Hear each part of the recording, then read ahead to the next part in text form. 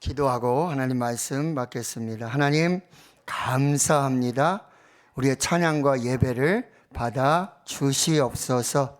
오늘 예배하는 중에 성경에서 말씀하신 놀라운 기적과 표적이 나타나는 교회 되게 해 주시옵소서. 기 있는 자들이 성령께서 교회에 주시는, 성도들에게 주시는 그 말씀 듣게 하여 주시옵소서. 살게 하여 주시옵소서. 생명으로 넘치게 하여 주시옵소서. 예수님의 이름으로 기도하옵나이다. 아멘. 사랑하는 성도 여러분, 행복하십시오. 성령 충만하십시오. 이제 새해가 또 곧 시작이 되죠. 목사님, 새해는 벌써 시작이 됐는데 2월인데요. 저희들에겐 또 설날이 있지 않습니까? 그래서 전에 한번 인사 나눴던 것 같은데요. 원더풀 인사라고, 자, 원래 계획된 것보다 더 잘 풀리기를 축복합니다. 좀 길죠? 그래도 우리 교회는 할 수 있어요. 잘 기억하시고 전후자에 한번 새해 덕담으로 한번 인사하겠습니다. 원더풀 인사 시작. 원래 계획했던 것보다 더 잘 풀리기를 축복합니다. 아멘. 아멘. 네. 그런 의미예요. 그러면 됐어요.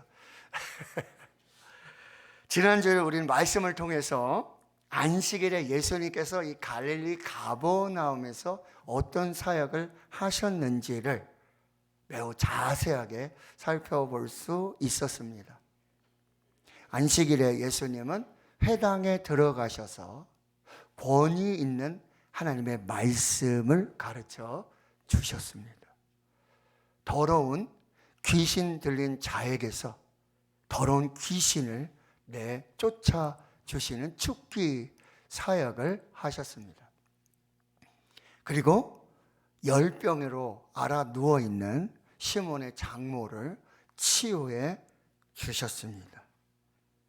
하나님의 아들 그리스도이신 복음이신 예수 그리스도를 통해서 이 갈릴리 가버나움에 진정한 하나님의 나라, 천국이 임하고 또 안식의 평안과 기쁨이 임하는 놀라운 역사가 나타나게 되었습니다.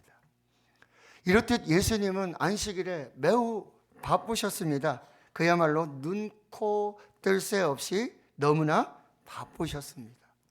그래서 다른 성경들을 보면은 식사할 겨를도 없으셨다. 그리고 갈릴리 바다에서 배를 타고 가시는데 풍랑이 일어서 그 물이 배에 넘치는데도 고물에 내려가셔서 베개를 베고 주무실 정도로 매우 피곤하셨습니다. 또 이렇게 말씀하십니다. 여우도 굴이 있고 공중에 새도 거처가 있으나 인자는 머리 둘 곳 없다라고 자신의 어떤 삶의 형편들을 말씀해 주셨어요. 자, 오늘 본문을 보시면 그럼에도 불구하고 예수님은 어떻게 하루를 시작하고 계신가라고 하는 거죠. 그 바쁜 사역과 일정 중에 예수님은 하루의 시작을 어떻게 하고 계시는가? 오늘 35절의 말씀에 보면 새벽 아직도 밝기 전에 예수께서 일어나 나가 한적한 곳으로 가서 거기서 기도하시더니, 예, 그렇습니다. 예수님은 이 바쁜 사역 일정 중에 새벽 아직도 밝기 전에 일어나서 나가시고 한적한 곳으로 가셔서 기도하셨습니다. 예수님은 하나님의 뜻을 구하며 무릎을 꿇고 두 손을 모아 기도하셨습니다. 인간의 몸을 입으신 하나님의 아들 예수님께서 가장 어떤 인간적으로 피곤한 그 시간에 또 지금 사역의 어떤 절정으로, 그래서 해가 저물어도 많은 병자들이 찾아오고 귀신 들린 자들이 찾아와서 예수의 고침과 치유를 바라고 구하는 그런, 그리하여서 가장 교만해질 듯한 그 순간, 자신의 이름이 가장 높이 선포되어야 한다고 여길 법한 그 순간에 예수님은 새벽에 아직 날이 밝기 전에 일어나셔서 나가셔서 한적한 곳으로 가셔서 거기서 기도하셨습니다. 이것은 우리에게 무슨 의미입니까? 하나님의 아들 예수님은 기도가 필요 없으신 분입니다. 부족함이 없으신 분입니다. 그럼에도 불구하고 새벽을 깨워 일어나 나가 한적한 곳에 가서 기도하셨습니다. 철저하게 하나님 아버지의 뜻을 따르고 순종하도록 기도하셨습니다. 우리도 기도해야 한다는 말씀입니다. 가장 교만해 줄 수 있는 순간, 또 많은 사역의 일들을 마치고 지치고 피곤한 순간에도 기도를 놓지 않고 기도를 쉬지 않으셨던 예수님처럼 우리도 기도해야 한다는 말씀입니다. 예수님은 새벽에 이 기도의 시간을 확보하셨어요. 새벽 시간을 기도의 시간으로 활용하셨고요. 한적한 곳에 장소를 구별하셨습니다. 예수님의 최우선 순위가 하나님이셨습니다. 하나님과의 친밀한 관계를 최우선 순위로 삼으셨습니다. 세상과 소통하기 이전에 하나님과 소통하셨습니다. 세상의 사람들을 만나기 전에 하나님을 만났고 하나님을 대면하셨습니다. 가장 먼저 하나님을 찾고 가장 먼저 하나님의 음성을 듣는 시간과 장소였습니다. 이사야 55장 6절에 이렇게 말씀하십니다. 너희는 여호와를 만날 만한 때에 찾으라. 가까이 계실 때에 그를 부르라. 예수님의 새벽은 영적 주파수를 맞추는 시간입니다. 텔레비전이나 라디오를 우리가 듣기 위해서는 반드시 주파수를 맞춰야 돼요.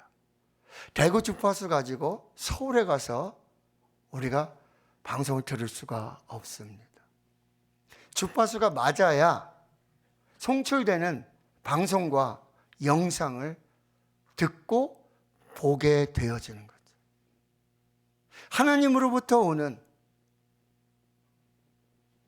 그 하나님의 음성과 하나님의 뜻과 하나님의 계획을 캐치하기 위해 그 새벽 시간에 예수님은 영적 주파수를 맞추어 주셨습니다.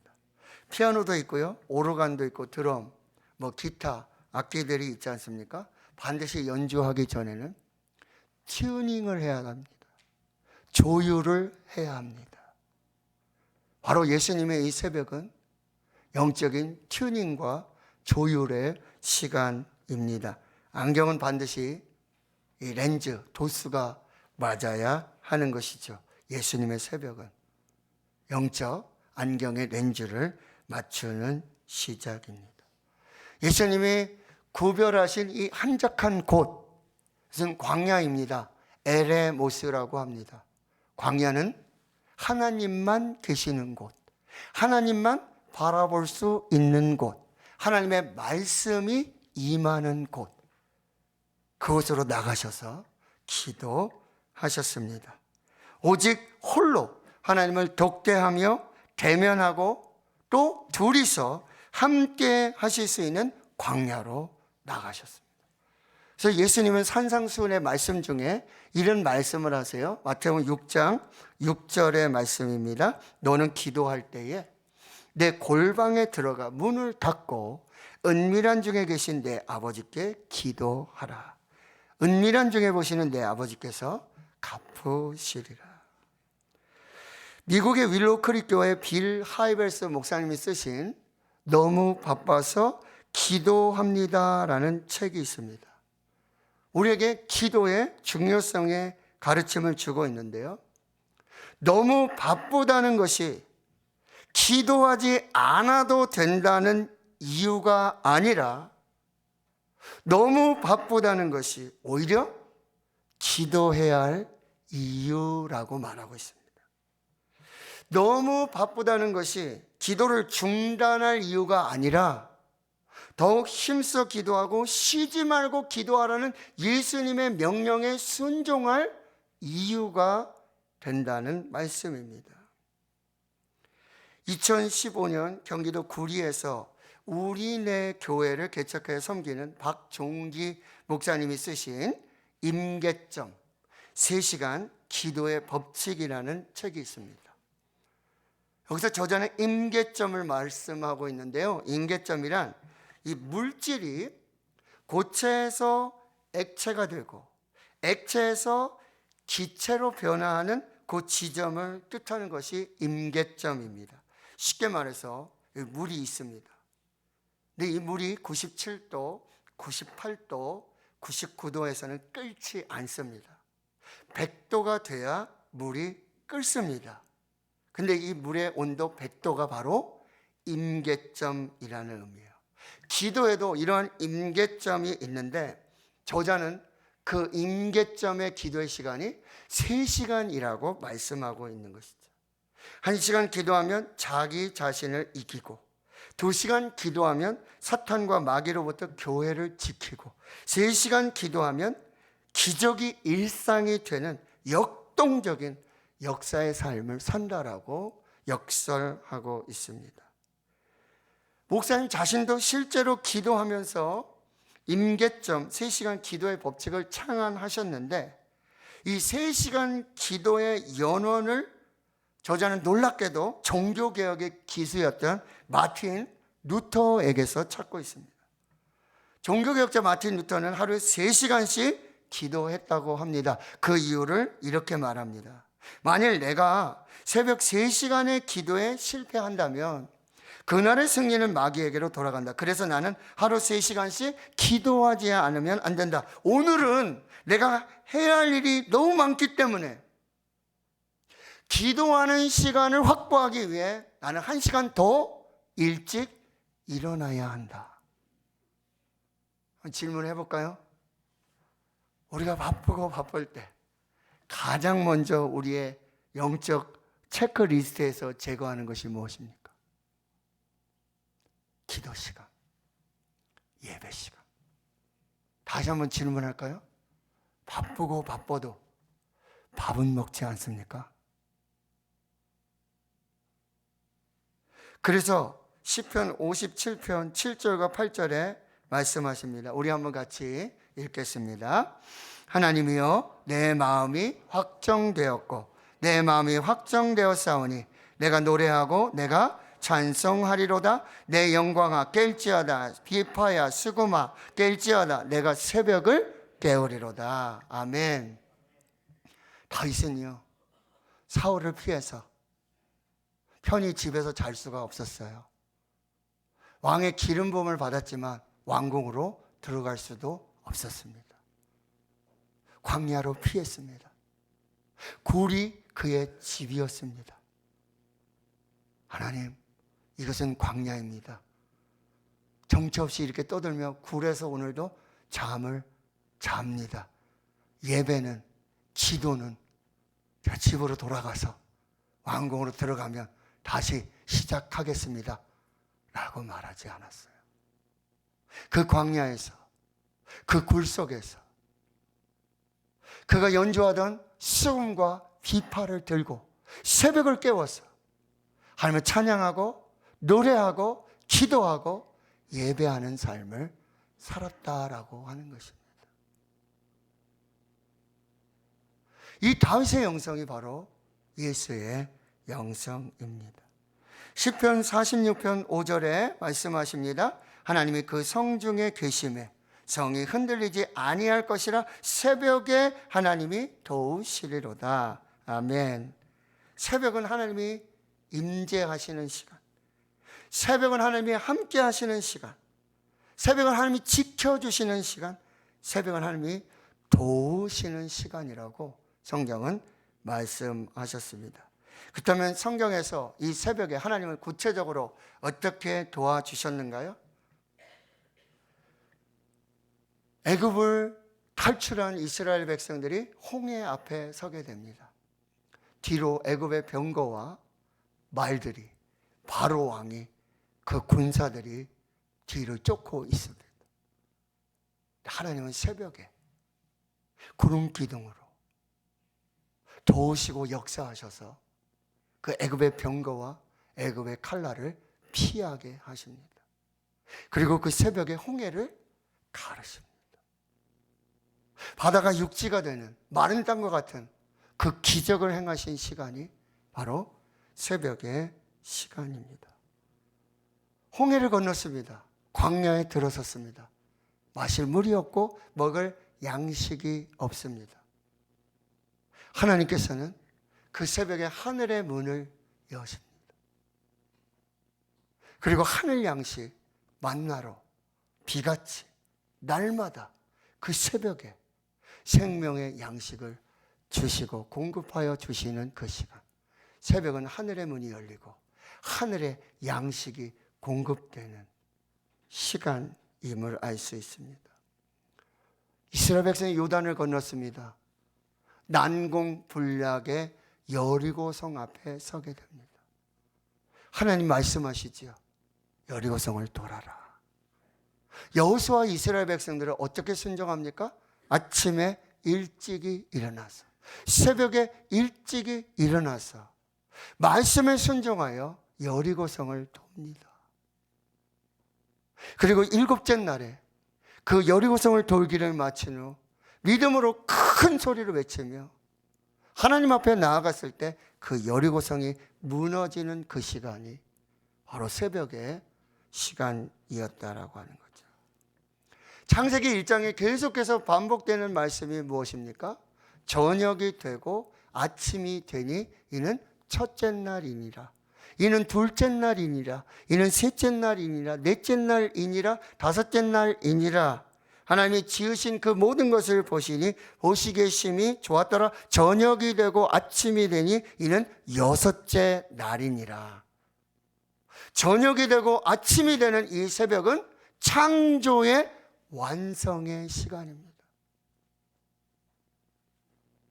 저녁이 되고 아침이 되는 이 시간은 예수님께서 부활하신 생명과 부활의 시간이에요.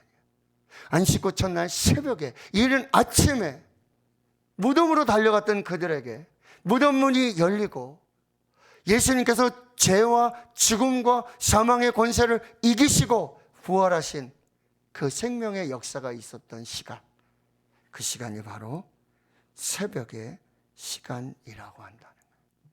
여러분의 새벽은 어떻습니까? 여러분은 하루의 시작, 새벽을 어떻게 시작하십니까? 기도는 프로그램이 아닙니다. 기도는 도구가 아닙니다. 기도는 가장 중요한 사역입니다. 기도가 전부요, 기도가 답이요, 기도가 삶이요, 기도가 호흡인 것입니다. 오늘 하루의 가장 중요한 준비는 기도로 준비하는 것입니다. 이것이 최고의 준비입니다. 영적 전쟁을 위해, 영적 승리를 위해 우리가 선택할 수 있는 최상의 선택, 우리가 준비할 수 있는 최고의 준비는 기도하는 것입니다. 하나님의 보좌를 향해 두 팔을 들어 기도하고 이 팔이 내려오지 않는 그 시간에 여호와 니시의 승리를 준비하시는 것입니다. 기도의 성자 앤드루 머리는 이렇게 말합니다. 모든 사람에게는 하나님과 시간을 보낼 수 있는 특정한 공간이 있어야 한다. J.C. 라일 목사님은요, 매일 무릎을 꿇고 보내는 시간만큼 가장 잘 사용하는 시간은 없다. 스코틀랜드의 목회자 포사이스 목사님은 우리가 결단의 골짜기에 더 깊이 내려가면 내려갈수록 너무나 중요한 결단을 해야 되고 너무나 중요한 결정을 하려면 할수록 그 골짜기로 내려가면 내려갈수록 우린 더 기도의 산으로 더 높이 올라가야 한다라고 말씀하고 있습니다. 경기도 성남에 가면 본당에 만나교회가 있습니다. 감리교인데요, 김병삼 목사님이 심호하시는데 코로나 팬데믹이 시작되면서 그분이 쓰신 책이 Pray On, 기도의 불을 켜라. 코로나 팬데믹의 시작은, 그 시간은 우리가 다시 기도의 불을 켜고 기도의 스위치를 온 해야 하는 너무나 중요한 시간이라고 역설하고 계시는 것입니다. 예수님 모든 사역을 하시기 전에 먼저 기도하셨어요. 기도하신 후에 복음을 전하시고, 기도하신 후에 귀신 쫓아내시고, 기도하신 후에 고통받는 자를 치료하셨습니다. 기도는 무엇입니까? 하나님의 능력을 하늘로부터 끌어내리고 다운로드하는 가장 유일한 방법이고 수단이 되고요, 하늘의 능력을 경험하고 확신하게 되는 유일한 통로입니다. 하나님이 하늘의 능력으로 역사하시는 가장 중요한, 가장 유일한 통로가 바로 우리의 기도라는 것입니다. 여러분이 하늘을 시작하기 전에, 여러분의 사역을 시작하시기 전에 가장 먼저 기도를 준비하십시오. 가장 먼저 기도를 하십시오. 나의 아침, 나의 새벽은 무엇으로 시작하고 있는가? 나는 무엇을 준비하고 있는가? 나는 얼마나 기도하고 있는가? 바로 그 새벽, 한적한 곳, 골방, 바로 그것이 나의 자금을 넘어서 하나님의 위대하심과 크심을 붙드는 기도의 자리라는 사실입니다. 바로 그것이 하나님의 역사가 시작되는 하나님의 무대가 된다는 사실입니다. 36절과 37절에 기도하시는 예수님을 찾아온 사람이 있어요. 시몬과 그와 함께한 자들이 예수의 뒤를 따라가 만나 이렇게 말합니다. 모든 사람이 주를 찾나이다. 시몬과 많은 사람들이, 여러분, 예수님을 찾는 이유가 뭐예요? 해가 저물어서 이제 일을 할 수 없는 그 시간에도 많은 병자들과 귀신 들린 자를 데려오면 데려올수록 다 치유해 주시고 고쳐주시고 회복되시는 역사. 날이 밝았어요. 날이 시작되자마자 그 많은 병자들, 그 많은 귀신 들린 자들이 자신의 필요를 따라, 요구를 따라 예수님을 찾고 있다라고 하는 것이지요. 예수님의 권위 있는 이 하나님의 말씀의 가르침, 기적적인 치유, 축기 사역, 이것은 당시의 모든 사람들에게 엄청난 그런 관심과 그런 유명세를 가져올 수 있었다는 거죠. 근데 예수님이 그때 뭐라고 말씀하시나요? 38절의 말씀을 우리 한번 같이 읽어보겠습니다. 이르시되 우리가 달아온 가까운 마을들로 가자. 거기서도 전도하리니 내가 이를 위하여 왔노라. 아멘. 놀랍습니다. 예수님께서는 자신의 성과를 누리고 자랑하고 뽐내지 않으셨습니다. 예수님의 모든 수고는 오직 하나님의 뜻에 순종하는 것에 초점이 맞추어져 있었습니다. 하나님과 먼저 소통하셨던 예수님은 이제 세상과 소통하시기 시작합니다. 먼저 기도의 자리에서 이제 사명의 자리로 나아가십니다. 이 순서가 중요합니다. 먼저 기도의 자리에 섰을 때 하나님은 사명의 자리를 주시고 사명의 길로 우리를 인도해 주신다는 거죠. 예수님이 너무나 중요한 말씀을 주시는데, 우리가 다른 가까운 마을들로 가자. 거기서도 전도하리니 내가 이를 위하여 왔노라. 자신의 부르심과 사명이 무엇인지를 선포하고 계시는 거예요. 나는 전도하러 왔다. 나는 복음을 전하러 왔다. 나는 하나님으로부터 파송받은 선교사다. 나의 사명과 나의 부르심은 영혼 구원이다. 내가 권위 있는 하나님의 말씀으로 가르치고 천국 복음을 전파하고 혼과 영과 육을 치유하는 이 모든 사역의 핵심은 전도하여 생명을 살리고 영혼을 구원하는, 이것이 내 부르심과 내 사명이라고 말씀해 주고 있는 것입니다.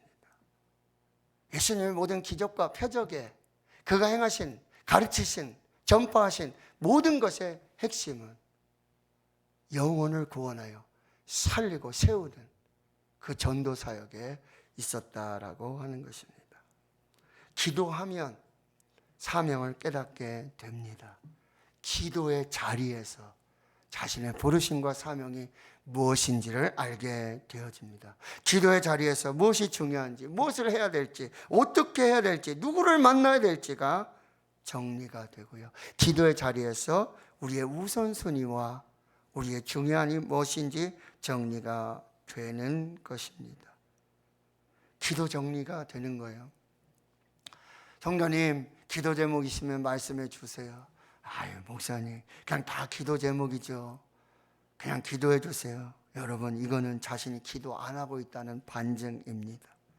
여러분, 기도 10가지를 가지고 시작했어요. 20가지, 30가 가지고 시작하죠. 근데 여러분, 기도하시고 또 기도하시면 뭐예요?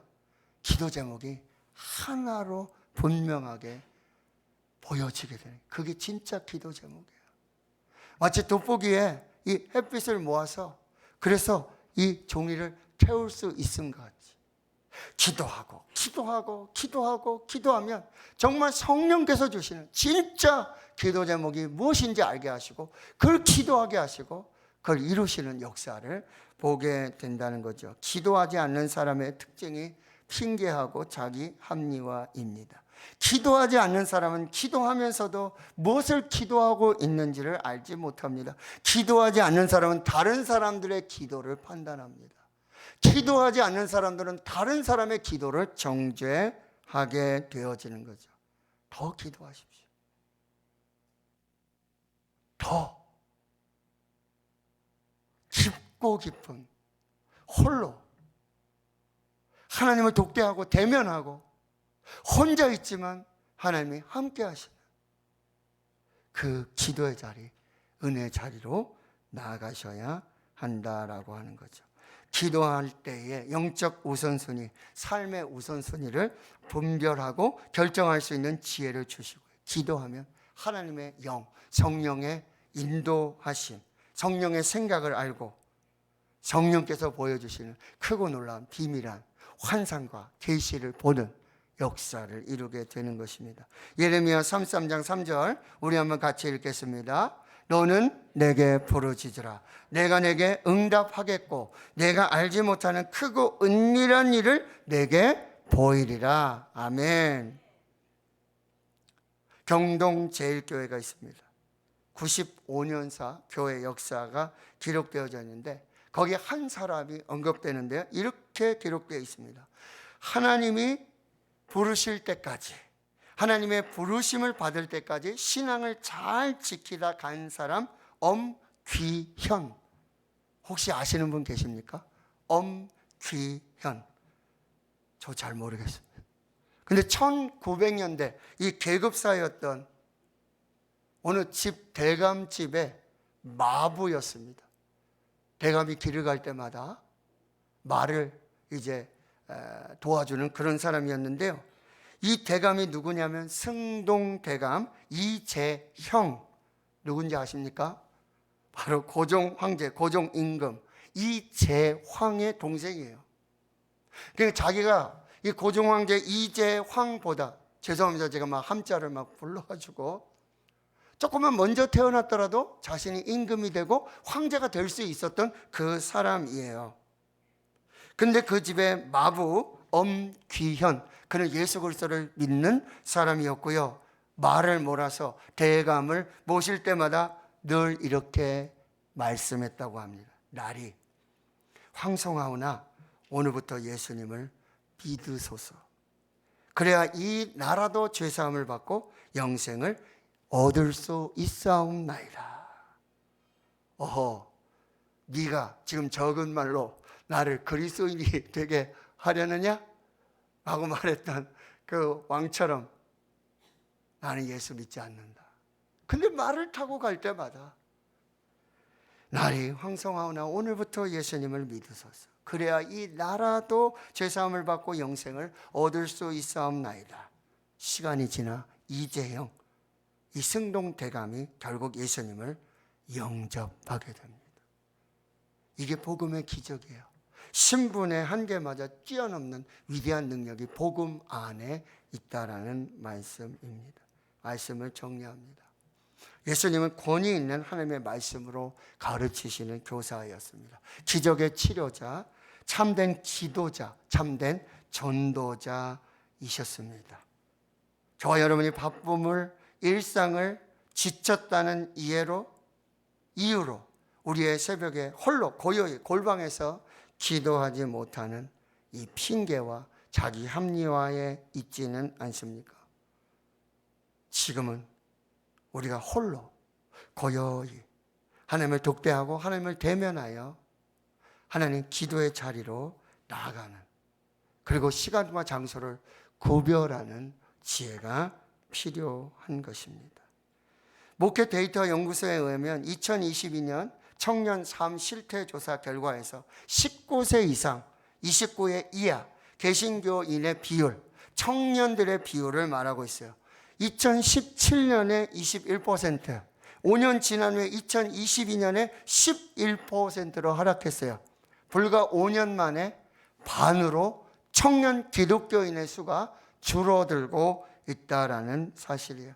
지금은요, 내가 예수 믿습니다, 나 교회 다닙니다 라고 밝히는 것조차 너무나 힘든 그런 세상 속에 있습니다. 그럼에도 불구하고 저와 여러분을 부르시고 사명을 주신 것은 무엇입니까? 이곳에 대구 신흥교회를 세우신, 주님의 피값으로 주의 몸된 교회를 세우신 그 부르심과 사명이 무엇입니까? 저는 믿습니다.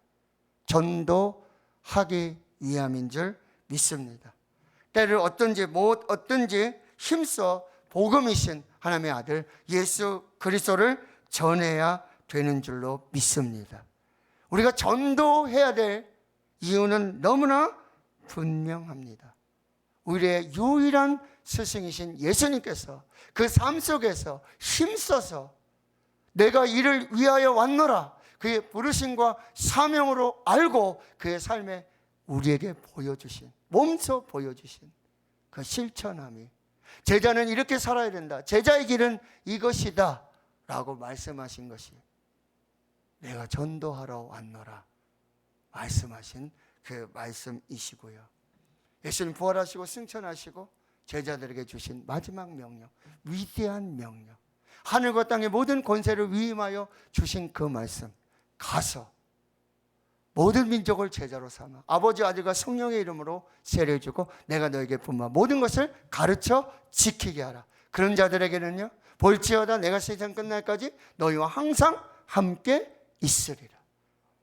하나님, 전도하는 교회, 선교하는 교회, 전도와 선교를 나의 부르심과 사명으로 아는 그 사람들 위해, 그리고 유일한 스승이신 예수님의 본을 따라 그 삶을 따라 내가 이를 위하여 왔노라, 내가 전도하러 왔노라 힘써 주의 복음을 전하는 자들에게 하늘과 땅의 모든 권세를 위임하시고 세상 끝날까지 항상 함께 하시는 임마누엘의 축복으로 함께 하실 줄 믿습니다.